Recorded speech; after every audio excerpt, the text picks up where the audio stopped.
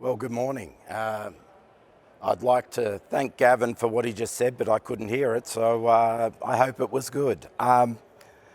So today, very impressed that you've all managed to turn up after last night. I hope you enjoyed yourselves as much as we all did. And we're just going to have a little bit of a talk about how we actually make Databricks work for us. My name's Brad Walker. I'm the General Manager of Data and AI.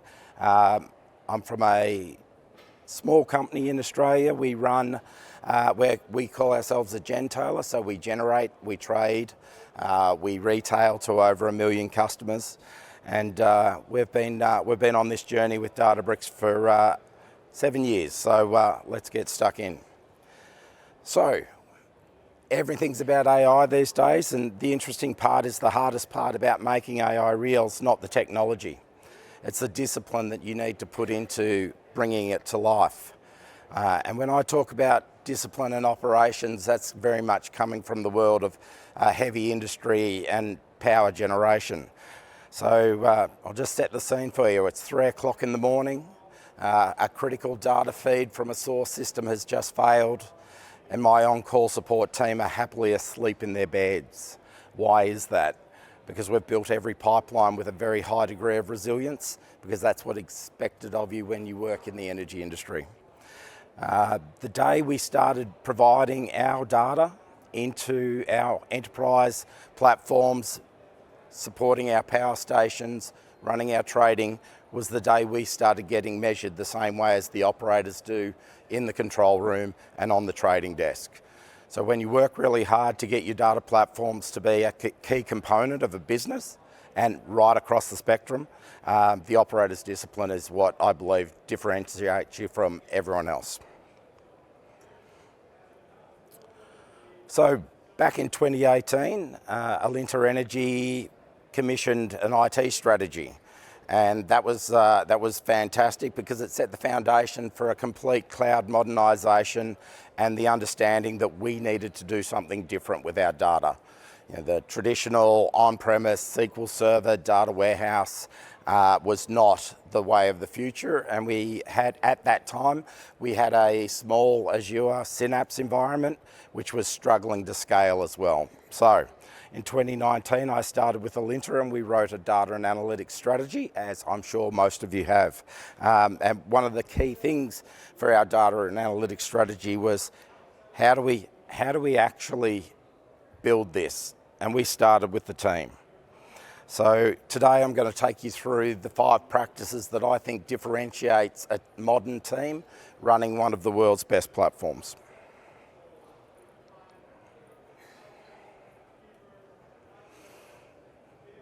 So as you would not be surprised when you build a strategy, all everybody wants to know is what platform are we buying and which SI is going to do the work. But we didn't start there. We started designing and building the team and inventing the operating model. And the most important part about the operating model was how are we going to collaborate to create value from data. So before we did any of that, we designed the team, and it's a fully integrated team. It does strategy, architecture, delivery, of course, data engineering, DevOps engineering, platform management. So all in one team. I forgot, data science. How could we forget the data scientists and the machine learning engineers? So team before technology, fully integrated. And just to give you an understanding, the platform that I manage has grown to, we've got over 90 source systems, 2,500 source files, source objects coming in, upwards of 15,000 data products across the estate. And I've done that with a team that still fits around our large boardroom table. We're a team of 20. So I think the most important part is to ensure that you leverage the platform, not headcount, to scale. And one of the things that's really interesting is what we've seen here this week is the continuing trend of augmentation with those fantastic Genie products, especially Genie Code, and the Genie Code ML is looking very good. One of my lead data engineers said to me when I was coming here, I said, Josh, what makes the team different? Why are you here? And he said, the team is a group of free thinkers, tinkerers, and the endlessly tech curious. So one of the things that's really established a culture of mateship and collaboration is that they all get to roll up their sleeves and do some of the most amazing and modern data engineering that the world is doing. So it's something that is very enjoyable, and we've found that the team are very happy in their roles. We have very low churn, and we have a pretty long list of people who are interested in starting with us. So if there's anything to take away from today's talk, it's the team that matters.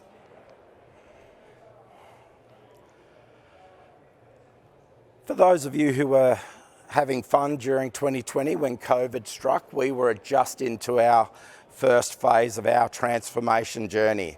And because of the nature of COVID, the Australian energy sector was responsible for taking up all of the risk of people not being able to pay any bills. We had to ensure that we had enough capital on hand to keep the retail customer base happy, because none of us knew what would happen. Inevitably, that meant we lost all our transformation funding. So we could have stopped then, but we were very lucky. Our CIO and CFO worked together with the rest of the exec team, and they actually decided that every business project would carry with it investment in our data and AI platform. So we went from a standalone group trying to get the attention of our execs and our business teams to a group that was delivering with them on every one of their projects. And just an example of some of those, we built our own billing system for over 1 million customers. And part of that was an integrated suite of regulatory report and operational reports and deep analytics for our retail business that we built in tandem with the billing system team on Databricks. We worked very hard on many regulatory reforms, many changes. Our industry in Australia is one of the heaviest regulated electricity markets in the world, and we regularly have to update our capabilities about regs. So reg reports did a huge job for us, bringing in a lot of the systems that we needed, and that was a great justification. And then customer initiative, so the chance to actually build out the data science environments, the machine learning capabilities, and to build out the data products that would go on to run our retail business. So probably the takeaway on this one is that what could have been catastrophic for us actually turned out to be a fantastic operating model to carry us forward. And to this day, we don't have standalone funding. We work with the business and they justify the funding when we need it. So it turns your customers into your advocates, which has been fantastic.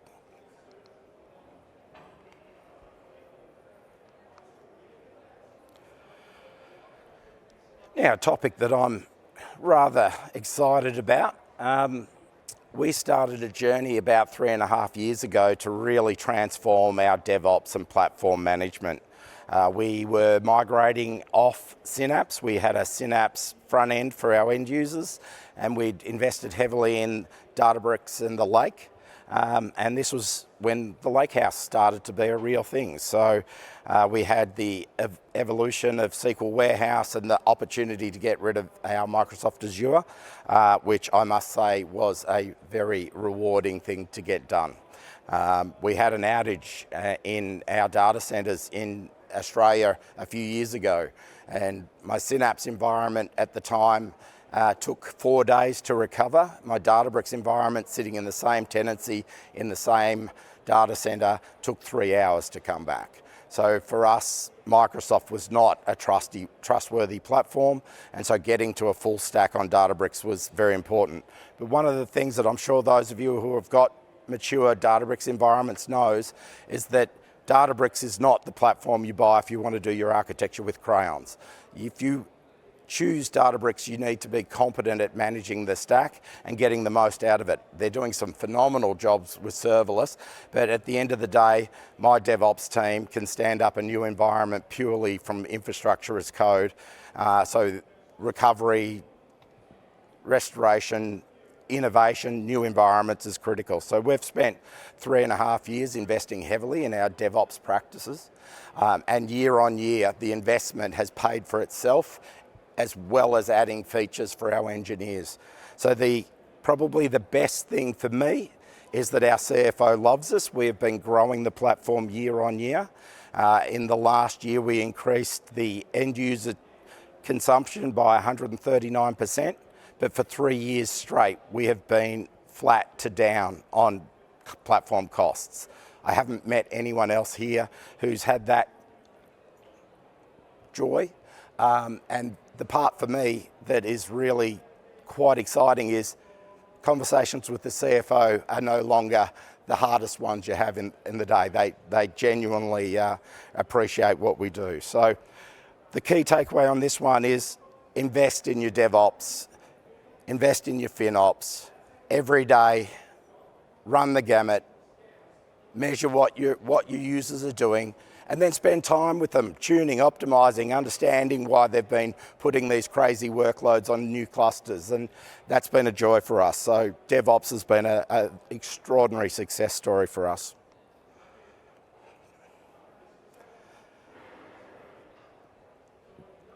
A topic that has actually got interesting with the investments Databricks have made in Unity Catalog used to be a very dry topic that very few people wanted to talk about. I've had the privilege of working on a number of very large master data management projects and other cataloging and governance initiatives. And one of the things that we learnt is that as the rush to AI comes on, the challenge is never the technology, it's trust in what we're doing. Unity Catalog for us is fantastic. It has enabled the scrutiny of the data, the lineage, the controls, but Unity Catalog alone will not get you a pass at your audit committees or your risk councils. They need to trust the process and trust in what you're doing. So we introduced a number of very clear AI policies and governance practices and wrote all of those in very plain English so that the people outside of the data community could actually understand what we're doing. So the fantastic part was the platform enabled us to have certainty about what we're doing, but the engagement with the communities is what gave us the privilege to continue. Now, I don't think anyone's been allowed to come up and speak today if you didn't have something about AI that you'd just done recently that you were kind of proud of. And I must say, coming from Australia, I've never been surrounded by so many people who have done fantastic things with AI. So it's a very, very rich amount of activity that's going on around us today. But something that we recently released that we're proud of is a platform called ACE, or the Alinta Intelligent Strategic Engine. You've always got to have a good name. I'm not sure if that's one, but we like it. And the interesting part about ACE is it came from a collaboration between our CEO and our CIO. And the conversation came to us that they thought we'd invested heavily in our platform over the last 6.5 to 7 years. So they wanted to see what it could do for the executive team on the AI front. So we've collaborated with Databricks, and over a period of 4 weeks, with about 70 person days, we managed to build a multi-agent system that brings together 500 of our structured data metrics and over 9,000 documents that the board and the executive team rely on. Board papers, strategy decks, market research, and our system leverages a supervising agent that decides what is the nature of the question being asked by the executive and then returns a result. The thing that I think is a little different is it returns a result that has a confidence score, and it tells them, you can make a decision on this. It tells them, this is directional but good for your thinking, or this is generally correct but don't bet the farm on it just yet. And so it also links to the specific document or the specific metric, and it can surface Genie, AIBI, or it can actually take them to the document that the insight was from. So it's no longer an idea that our CEO wanted. It is now an actual tool that our executive suite, so our C-suite, are using. And the best part is they're all nominating people from their teams to build out the agents that will represent each of their business units going forward.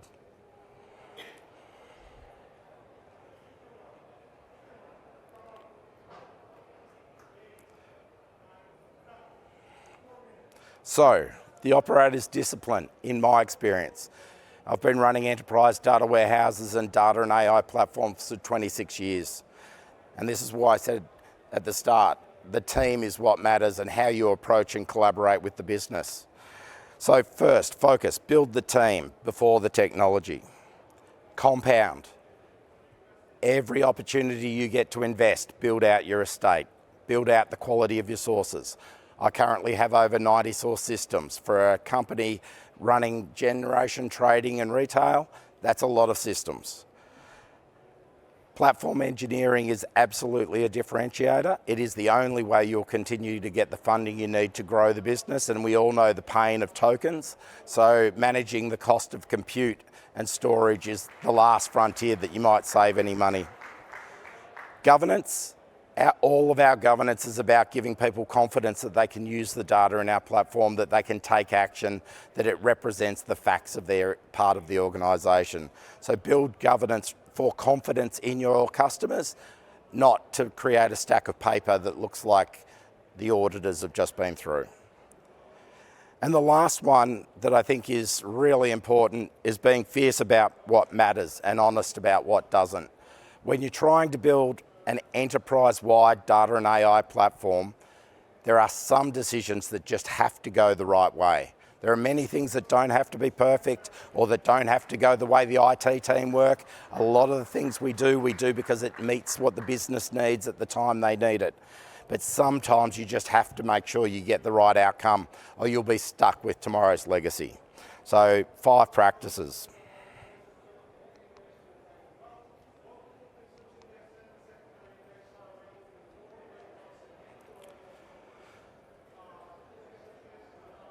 I think that by the fact you're here, you've either picked Databricks or you're thinking about it.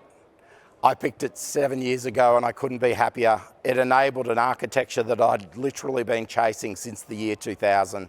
We finally have the technology that does everything a data platform could ever want to do. The evolutions that we're seeing here today are just creating a monstrous amount of work for us when we get back home because there's so many cool things to put in. But, pick the best platform and then bring in the discipline and earn what it can do for you.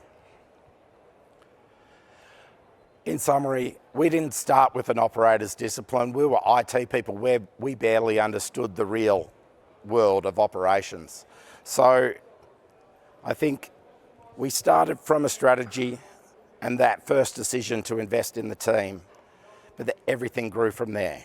One project, one engineer, one governance call at a time. The exciting part, we've spent quite a bit of time removing legacy platforms, and this year we're turning off the last of 5 legacy platforms that we've been able to get out of our environment. So we're now at the point where we've got Databricks wall to wall, from power station to boardroom, over 90 source systems. About 40% of my business use my platform directly. So we've got deep penetration. And it's all come from the fact that we decided that if we wanted to earn the respect of our colleagues who ran and kept the lights on, we needed to do a decent job. So the platform's got all the tech you need. The discipline's what powers it. Thank you.